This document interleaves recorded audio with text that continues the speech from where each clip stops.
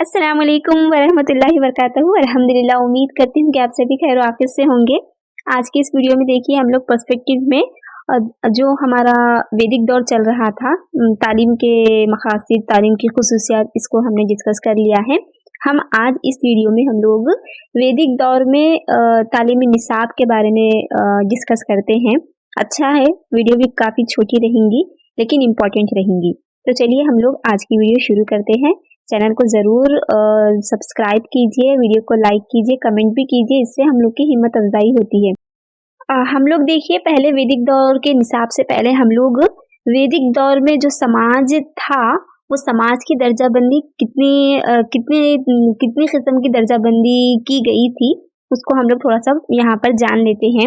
तो देखिए वैदिक दौर में समाज की दर्जाबंदी चार में तकसीम की गई थी, जैसा कि आपको स्क्रीन पर नजर भी आ रहा है। एक था आपका ब्रह्माना, जिसको ब्राह्मण्स भी कहते हैं हम लोग। दूसरा है आपका क्षत्रिया या फिर क्षत्रिया कह लीजिए या फिर छत्री कह लीजिए, ये एक है। तीसरा है आपका वैश्या या फिर वैश्य, और चौथा है आपका शूद्रा। ठीक है, शूद्र या फिर शूद्रा। तो ये चार क्या है, ये समाज की दर्जाबंदी की गई थी। इन्हीं के बेस पर क्या है वैदिक दौर में तालीम का निसाब भी क्या है तकसीम किया गया था, तालीम के निसाब को बनाया गया था। तो मैं पहले भी बताई थी कि ब्राह्मण्स किसे कहा जाता है। ब्राह्मण्स यानी पुजारी लोग होते हैं, ये खुदा के नज़दीक होते हैं। इन लोग को मजहब का इल्म बहुत ज़्यादा होता है, ठीक है ना। मतलब ब्राह्मण्स तो मालूम ही है आप लोग को, बस पूरी मजहब की जिम्मेदारी यही लोग संभालते थे, समझे। इनके सिवा कोई भी नहीं संभालता था, और ये सबसे बड़ी जात हुआ करती थी ब्राह्मण्स की, जो कि आज भी समझा जाता है। और दूसरा है आपका छत्री या फिर क्षत्रिय समझ लीजिए। ये लोग क्या है आवाम की हिफाजत करते थे, इनका तहफ़्फ़ुज़ करना, सबका तहफ़्फ़ुज़ करना इनकी जिम्मेदारी थी। वैश्य यानी तिजारत करना, लेन देन, ये तमाम चीज़ें इनकी जिम्मेदारी। और जो चौथा था वो है शूद्र या फिर शूद्रा। इनकी जिम्मेदारी क्या थी, लोगों की हेल्प करना, उन लोग की सेवा करना, उनके यहाँ काम करना, मतलब नौकर के जैसा रहना, समझिए। इन लोग को क्या है अछूत माना जाता था, और ये सबसे कम जात हुआ करती थी। तो ये क्या है समाज की इन चार बेस पर क्या है, मतलब इनकी दर्जाबंदी की गई थी, और निसाब भी क्या है इसी पर बेस था। तो आइए अब हम लोग देखते हैं कि वैदिक दौर में तालीमी निसाब कैसा था। तो जैसा कि आपको मालूम ही है कि जो वेद है इसकी इस्तिलाह क्या है, विद से माखूज है, जिसका मतलब क्या है जानना। ठीक है, मतलब वेद के मुताबिक क्या था, तालीम ही क्या है निजात का जरिया था। इसको हमने पहले ही भी डिस्कस किया था। और मोक्ष हासिल करना, इसका क्या है वेद की तालीम का अहम मकसद था। और क्या था, जब वेद था वैदिक दौर में, इब्तिदाई वैदिक की बात कर रही मैं, यहाँ पर क्या था, तालीम को सब पहले क्या है, तालीम को यहाँ पर हासिल करने के सबको बराबर मौके दिया जाता था, सबका हक हुआ करता था।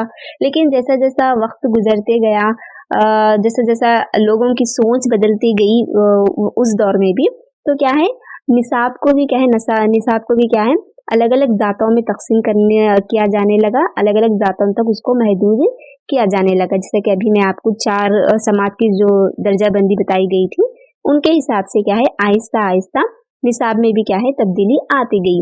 लेकिन पहले क्या होता था, कोई भी कुछ भी जातें वगैरह कुछ नहीं थी, सबको क्या है बराबर के हुकूक हासिल थे, बराबर की तालीम हासिल थी। उसके बाद देखिए मतलब अब आते आते वैदिक दौर के बाद माबाद वैदिक में समझिए, यहाँ पर क्या हुआ था, जो क्षत्रिय लोग हैं, क्षत्रिय अभी तो जैसा कि मैं बताई थी, अभी क्षत्रिय किसको बताई थी मैं अभी यहाँ पर, जो अवाम की जो हिफाजत करते हैं उन लोग को क्षत्रिय कहते हैं, या फिर छत्री कह लीजिए। वो लोग और वैश्य जो तिजारत करते हैं, इन लोग के लिए तालीम हासिल करना या फिर वेदों का मुताला करना सानवी अहमियत रखी गई थी इन लोग के लिए। मतलब जो तालीम थी, वेदों की तालीम, माबाद वैदिक में वैदिक की बात कर रही मैं, वे माबाद वैदिक में क्या करे थे, जो ब्राह्मण्स लोग थे उन लोग क्या करे थे, जो उस मजहब के जो बड़े लोग थे वो लोग क्या किए थे कि भाई अब हम लोग खुदा के नज़दीक हम लोग हैं, सबसे बड़ी जात हमारी है। तो जो हमारी मजहब की जो बड़ी बड़ी किताबें हैं, जैसे कि चार वेद है, उपनिषद है, इसका बहुत गहराई से, बहुत डीप में जाके इसका तालीम हासिल करना, इस पर गौर व फिक्र करना, इसकी तफहीम हासिल करना, ये सिर्फ हमारा काम रहेगा। हम ब्राह्मण हासिल करेंगे इसकी तालीम और हम हमारे बच्चों को इसकी तालीम देंगे। बाकी के जो दूसरी जात वाले हैं उसको क्या है, इनकी तालीम नहीं देंगे बोलकर वो लोग बात कर लिए थे, समझिए, मतलब वो लोग मान लिए थे, बस उसी के ऊपर वो लोग रह गए थे, उनकी सोच यहीं तक थी। अब जो इसके बाद ब्राह्मण्स के बाद जो दूसरी बड़ी जातें थी वो थी क्षत्रिय और वैश्य। तो अब उन लोग क्या सोचे, ब्राह्मण लोग, कि अब तो हम ब्राह्मण से सबसे बड़ी जात हमारी है, हम लोग क्या है हमारी मजहब की किताबों का ज्यादा इल्म हम लोग हासिल करेंगे क्योंकि हम पाक हैं, इसलिए अब हमारे बाद जो दूसरी जो दो अहम जातें हैं हमारे बाद जो छोटी हैं वो क्षत्रिय है और वैश्य है। तो इन लोग को क्या करेंगे हम लोग, ये जो मजहबी किताबें हैं, वेद हो, चार वेद हो या फिर उपनिषद हो, वेदांग हो, इसका क्या करेंगे हम लोग सरसरी थोड़ा थोड़ा इसका इल्म देंगे वो लोग को बोलकर, थोड़ा थोड़ा इल्म देंगे बोलकर वो लोग क्या करे सोच लिए थे। तो डीप इल्म मजहब का ब्राह्मण्स करते थे, थोड़ा थोड़ा सतही तौर पर खाली नाम के तौर पर क्या करते थे, वैश्य और क्षत्रियों को क्या है ये मजहब की तालीम देते थे माबाद वैदिक में। और जो शूद्र थे बेचारे, ये लोग तो क्या है पूरे इन लोग को तो कुछ भी तालीम नहीं दी जाती थी क्योंकि इन लोग को छोटी जात समझे जाती थी, अछूत समझते थे इन लोग को। तो माबाद वैदिक में क्या है इन लोग को तालीम से दूर रखा गया था, मतलब बहुत कम तालीम थी, मतलब कम तालीम भी क्या भाई, उन लोग को तालीम के मौके ही नहीं दिए गए, उन लोग को मतलब ना के बराबर थे उन लोग की तालीम, ठीक है। तो ये क्या है जातों के देश पर निसाब को क्या है यहाँ पर ये लोग बांटे थे, इसको तकसीम किए थे। बड़ी जात वाले ब्राह्मण डीप तालीम हासिल करते थे, वैश्य और क्षत्रियों को क्या है बस नॉर्मल ऊपर ऊपर तालीम देते थे और उन लोग को आगे की बड़ी तालीम हासिल नहीं होती थी। और जो शूद्र थे बेचारे उन लोग को तो कुछ भी नहीं था।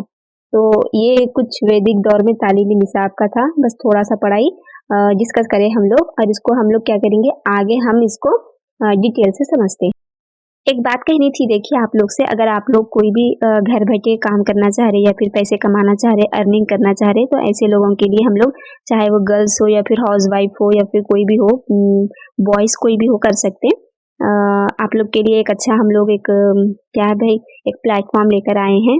तो इसकी डिटेल्स अगर आप लोग जानना चाह रहे तो मैं यहाँ पर जो आईडी दी हूँ, जीमेल आईडी या फिर ईमेल, इस पर आप लोग अपना नाम, आप लोग कहाँ से हैं, आप लोग का फ़ोन नंबर वगैरह यहाँ पर सेंड कीजिए।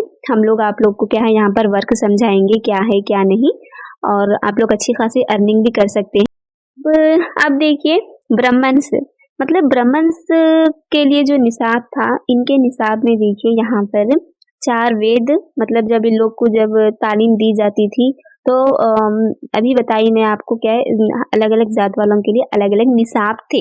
तो जो ब्राह्मण को जब तालीम दी जाती थी तो इनके लिए जो निसाब था उसके अंदर क्या है यहाँ पर चार वेदों को रखा गया था, वेदांगों को यहाँ पर रखा गया था, मजहबी तालीम दी जाती थी, मजहबी तालीम के जो सहीफे होते थे उनका निसाब इसके ऊपर मुश्तमिल होता था।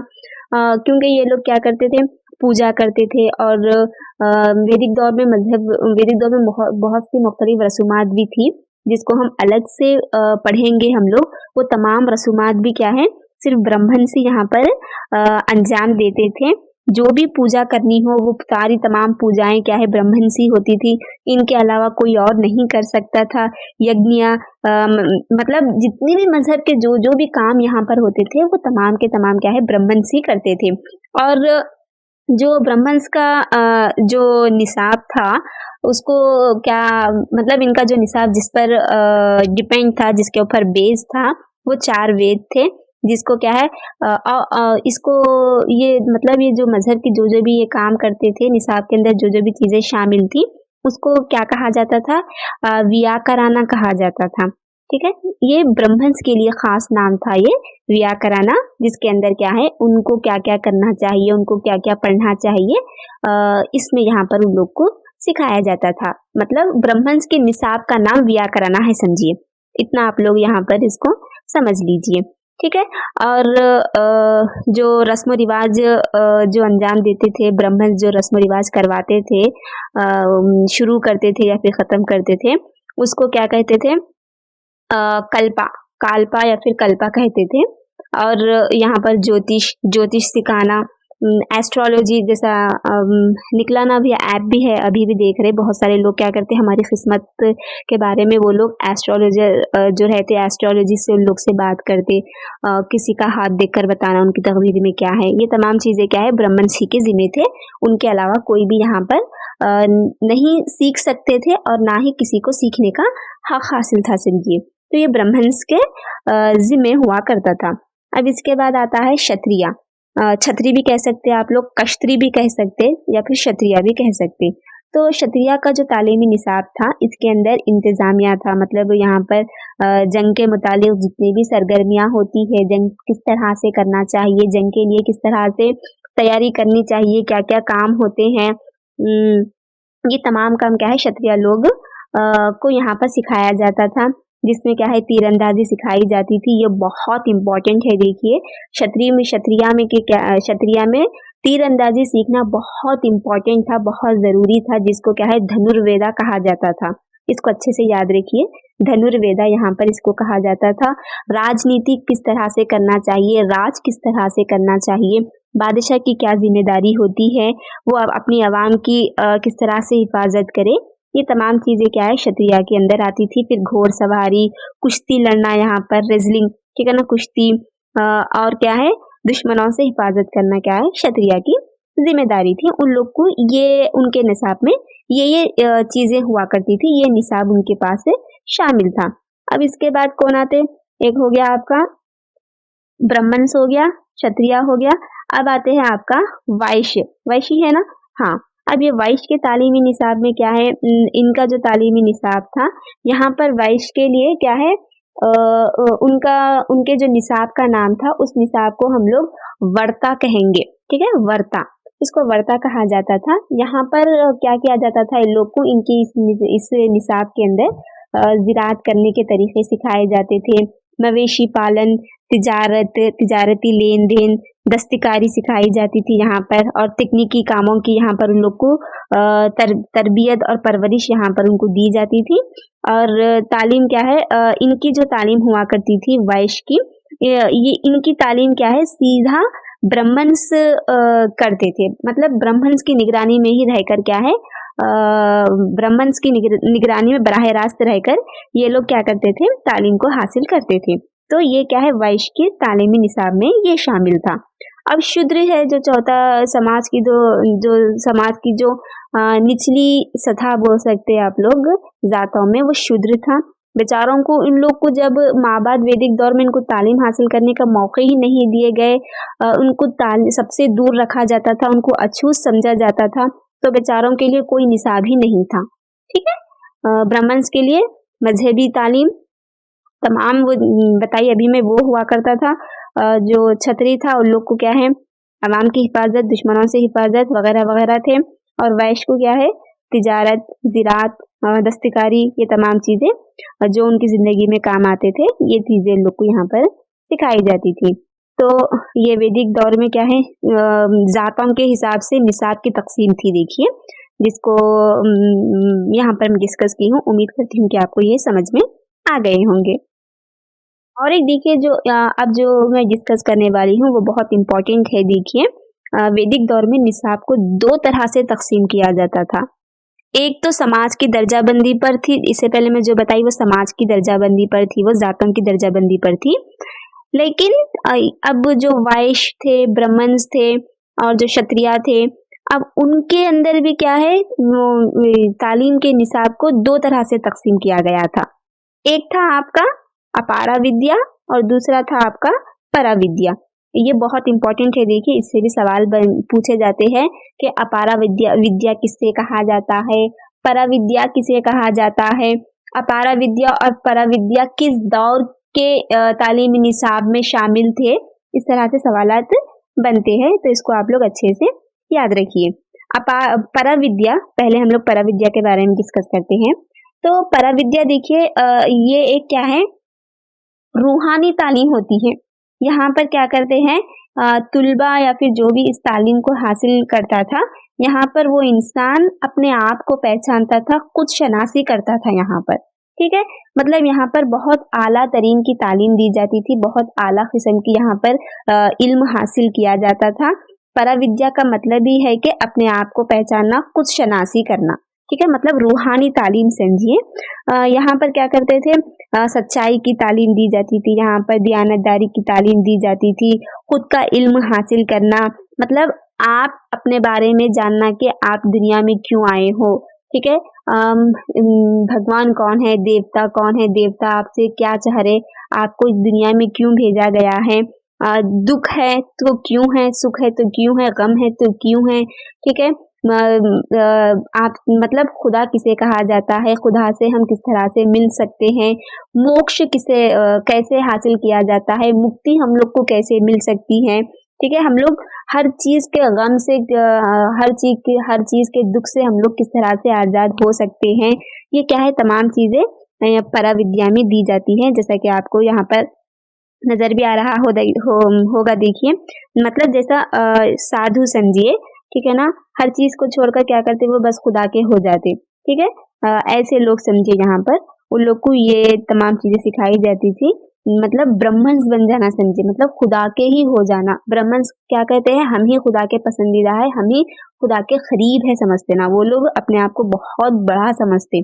तो उस वक्त क्या है, पराविद्या का मतलब ही ब्रह्मंस था, मतलब खुदा के करीब हो जाना, हम खुदा बन जाना या फिर देवता बन जाना, मरने के बाद किसी भी किस्म की हमको तकलीफ ही नहीं रहना, मोक्ष मिल जाना, मुक्ति मिल जाना। इसके साथ साथ यहाँ पर 4 वेदों की तालीम भी दी जाती थी पराविद्या में, और अक़दार की तालीम दी जाती थी, मजहबी तालीम, और इब्तिदाई फलसफा, इब्तिदाई ग्रामर यानी अब जो वेद, जो भी मजहबी किताबें हैं, उसके लिए एक जबान की एक जरूरत पड़ती थी, जो उस जबान को इस्तेमाल करने के लिए, बुक्स लिखने के लिए जो ग्रामर होना चाहिए, किस तरह से लिख सकते हैं हम लोग, क्या क्या ग्रामर्स होना चाहिए, क्या जराए हैं, क्या तरीके हैं, वो तमाम चीजें क्या है, बच्चों को यहाँ पर पढ़ाया जाता था।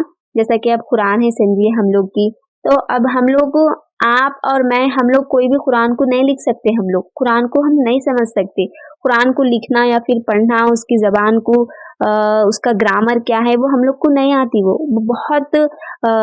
बहुत बड़ा काम है, वो हम मेरे और आपके जैसे लोगों का काम नहीं है वो, ठीक है, हम नहीं कर सकते, वो उसका ग्रामर ही अलग होता है, उसको अगर उसको सीखेंगे तब हम लोग उसके ऊपर काम कर सकते। तो संस्कृत भी क्या है, यहाँ पर बच्चों को जो उस जमाने में जो तालीम दी जाती थी, किसमें, पराविद्या में, वो इब्तिदाई ग्रामर भी यहाँ पर बच्चों को सिखाया जाता था, फिर रियाजी भी, मैथ्स भी सिखाया जाता था, उपनिषद की तालीम यहाँ पर दी जाती थी, वैदिक की तालीम, मतलब वैदिक, ठीक है, वो तालीम दी जाती थी, वेदांग की, पुराणास की तालीम यहाँ पर दी जाती थी। ये तमाम चीजें क्या है, पराविद्या के मज़ामीन में यहाँ पर शामिल था। मतलब यहाँ पर क्या है, इंसान को दुनिया की तालीम नहीं दी जाती थी समझिए। बस उम्मीद करती हूँ कि आपको इतना समझ में आ गया होगा, बहुत काफी डिटेल में बोल दी मैं। मतलब पैसों की आस नहीं रहती यहाँ पर, घर वालों की आस नहीं रहती, किसी भी चीज की ख्वाहिशत नहीं रहती समझिए, इसके अंदर वैसी यहाँ पराविद्या में तालीम दी जाती है। इसके बाद देखिए, जो दूसरी किस्म की तालीम है वो है अपारा विद्या, ठीक है, ये भी इम्पोर्टेंट है। अभी अपारा विद्या क्या है, पराविद्या के अपोजिट होता है यहाँ पर सिर्फ इसमें अपारा विद्या में क्या है, दुनियावी तालीम दी जाती है, यहाँ पर मादी तालीम दी जाती है। मादी इल्म पर क्या है, यहाँ पर तवज्जो को मरकूज किया जाता है, मतलब जैसा कि रोटी किस तरह से कमाया जा सके, ठीक है ना, जिंदगी गुजारने के तरीके क्या हो सकते हैं, हम अपने आप को और हमारे फैमिली वालों को हम किस तरह से तरबियत कर सकते हैं, हम उनके साथ किस तरह से जिंदगी गुजार सकते हैं, हम लोग को किस तरह से कमाना चाहिए, ठीक है, और ऐसे कौन कौन से इल्म है या फिर ऐसे कौन कौन से काम है जिसको हम सीख कर हम अपनी जिंदगी गुजार सकते हैं, हम हमारे फैमिली वालों का पेट हम भर सकते हैं, ठीक है, रोजी रोटी कमाने का यहाँ पर तरीके सिखाए जाते थे। उसके साथ साथ मजहब की थोड़ी बहुत तालीम भी यहाँ पर दी जाती थी, इल्म नुजूम की भी तालीम यहाँ पर दी जाती थी, फिजिक्स, केमिस्ट्री, ये तमाम चीजें भी क्या है यहाँ पर उसकी तालीम भी दी जाती थी। ज्यादा अपारा विद्या में दुनिया की तालीम होती थी, और पराविद्या में पूरा मजहब की तालीम होती थी। मोक्ष किस तरह से हम लोग हासिल कर सकते, निजात की तालीम वहां पर होती थी मजहब की। अपारा विद्या में दुनिया की तालीम के साथ साथ थोड़ा बहुत क्या है दीन की तालीम भी यहाँ पर दी जाती थी। बस इतना सा आप लोग इसको याद रखिए। तो उम्मीद करती हूँ कि आप लोग को ये वैदिक दौर की निसाब के बारे में समझ में आ गया होगा। और कोई भी करना चाह रहे वर्क तो कैसा भी ईमेल आईडी आप लोग अपनी दीजिए, वहाँ पर मैसेज करिए इस आईडी के ऊपर। हम लोग आपको वहाँ पर कांटेक्ट करेंगे इंशाल्लाह। ठीक है, तो चलिए हम लोग मिलते हैं नेक्स्ट की वीडियो में। तब तक के लिए अपना ख्याल रखिए। अस्सलाम वालेकुम वरहमतुल्लाहि वबरकातुहू। जज़ाकल्लाहु खैर खैरन कसीरा।